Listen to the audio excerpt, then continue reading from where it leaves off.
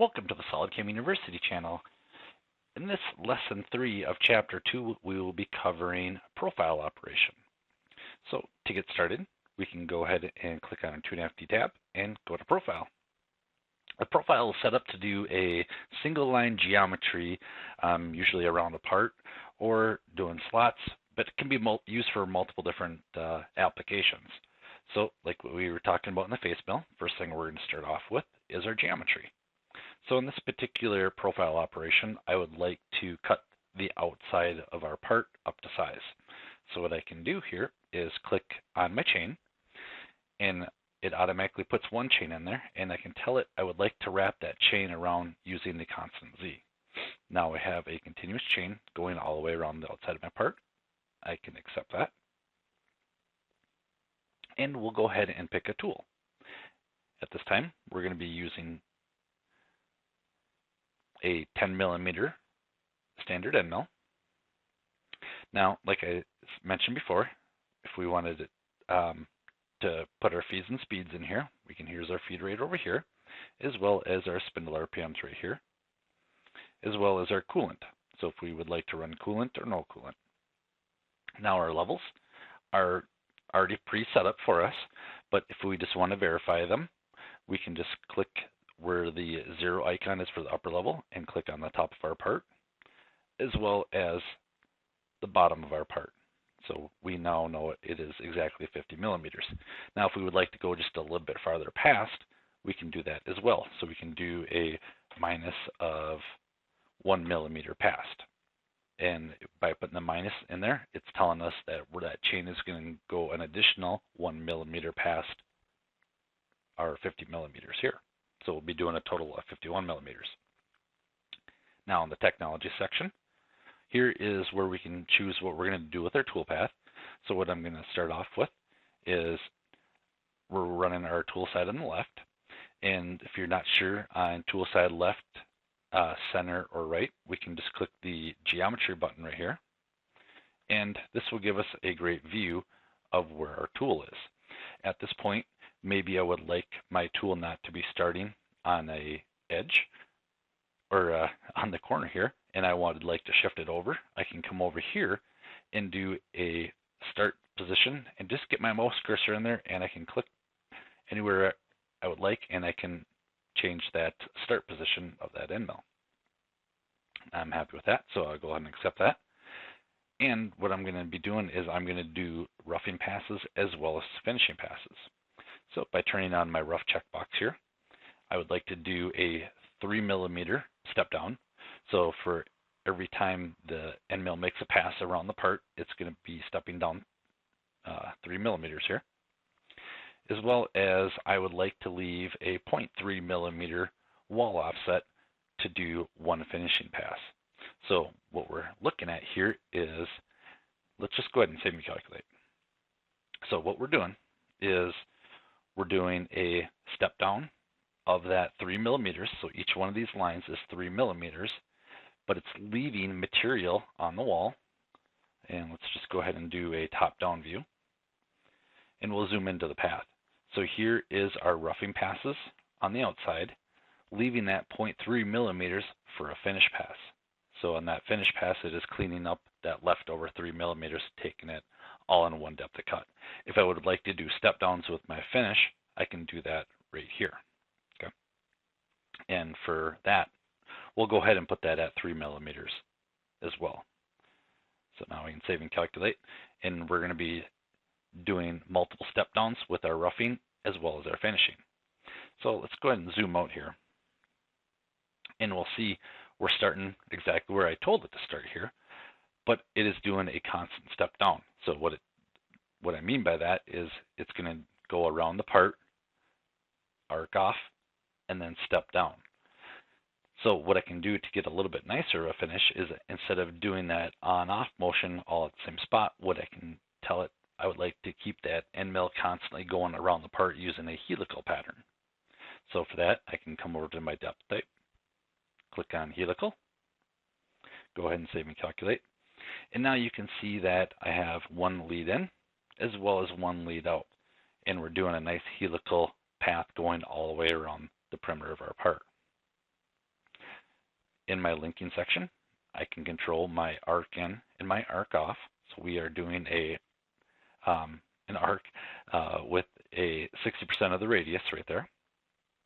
And I'm very happy with that toolpath. So let's go ahead and see what that looks like. Go ahead and do a solid verify. And now we can go ahead and play this through.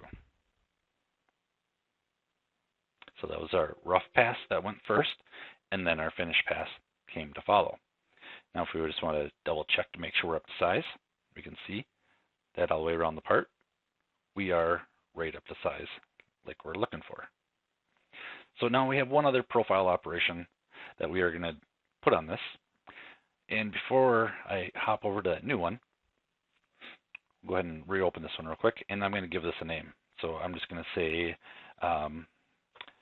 mill outside, and that will give me a good explanation of what's going on. So you can see it in my tree over here.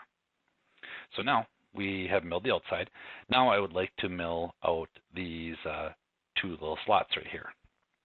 So I'm going to get this orientated correctly. And we'll go ahead and do another profile operation. Now for this particular one, my end mill is the exact size of our slot. And if I want to take a quick measurement, my slot is telling me that I'm exactly 6 millimeters. So I will use a 6 millimeter end mill. So we'll go ahead and grab new geometry. And for this particular one, I'll grab a single line there, as well as a single line here. Okay, we'll go ahead and accept that. And now we can go ahead and grab our 6 millimeter tool, which is tool number 4. And like I said before, you can come in here and put your feeds and speeds as well as your coolant. And now it's asking us how deep would we like to machine that part. So our upper level is going to be the top of our where we face milled off, and our profile depth is going to be the bottom there. Now the technology, like I said, you can come in here and verify to make sure our tool is going the right way. And actually I can see right now when I pick my chain, I grabbed the wrong direction. So you can see my tool would be cutting on the opposite side. So a very simple change. Come in here, right click, and do reverse. Now you can see that it pops my end mill over to the correct side, as well as for our chain 2 right here. Reverse that. Now one thing I would like to do is if we do a top-down view and we zoom in here, you'll see that my end mill is starting half on the part and half off the part. So let's go ahead and extend that out by, we are using a 6 millimeter. So I'm going to extend out my start extension by, let's just go 4 millimeters on the start and the end. I'll go ahead and apply that. And now you can see that it has shifted my end mill out. So we're not starting right on the part. And I'm not too worried about the stock there because that stock has been removed by our previous profile operation. So that one looks good, as well as this down here. So we can go ahead and accept that. Now, like I said before, we can do roughing steps. So for this particular one, I will be roughing down by 1 millimeter. But my wall offset, I do not want anything there because my slot is 6 millimeters wide, and I'm using a 6 millimeter end mill. So if I had a wall offset in there, we'd actually be gouging the part. So if I go ahead and put 0 in there, so I'm telling it to do stepping down by 1 millimeter coming through there. And instead of doing a one-way path, I will select zigzag. And what this will do is it will do a zigzag pattern working its way down to the bottom of the material there. Okay. And as well as we have our links, just doing a standard arc in, arc off, save and calculate here. And now you can see my tool path, if we get a straight down view, is coming right through the center there. Now if we go to an isometric view, we can kind of see that I am doing this in 3 cuts. So we got our roughing pass, roughing pass, roughing pass, and it will be doing a finishing pass at that same level as well.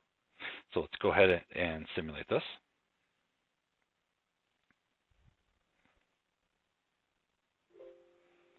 And that went quite fast. So let's go ahead and slow that down. So we can see we're doing a nice zigzag pattern, cutting through there. And let's just double check. So we have yellow all the way around, which means we are up to size. So now let's go ahead and give our operation a name. We can just say mill top 2 slots. And now we can go ahead and save and calculate. And we are done with that profile operation. Stay tuned for lesson 4.